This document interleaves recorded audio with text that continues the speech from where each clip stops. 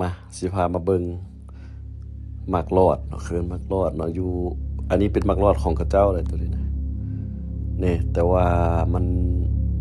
กกมันเป็นของเขาแต่ว่ามันย้วยมาทางอันทางดินของเฮานี่แล้วเฮาก็สามารถไปเด็ดกินได้นี่แต่ว่าเฮาจะบ่ตัดเนาะบ่ตัดมันเพราะว่าเอาไว้กินหมากมันแต่บ่ฮู้ว่ามันเฮากินหมากมันสิผิดบ่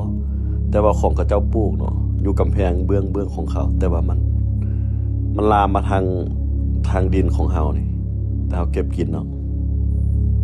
นี่โอ้ส้มดีเจ็บท้องเลยกินหลายคันสำหรับผู้ใดที่ฮู้ว่ามันผิดกฎหมายบ่หรือว่ามันผิดบ่ที่ว่าเฮากินนี่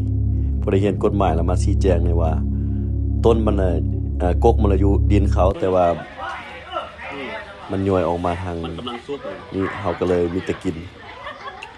บักว่าเจ็บท้องมาส้มใช่ไหมถามเด้อผู้ใดฮู้เรื่องกฎหมายเนาะอันนี้เป็นกำแพงอย่างนี้เป็นพื้นที่ของเฮาแต่มันย้อยมานี่นะแต่เฮาบ่ตัดแต่ว่า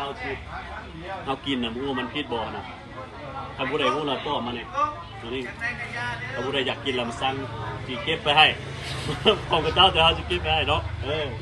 เอาถามโอ้แซ่บๆ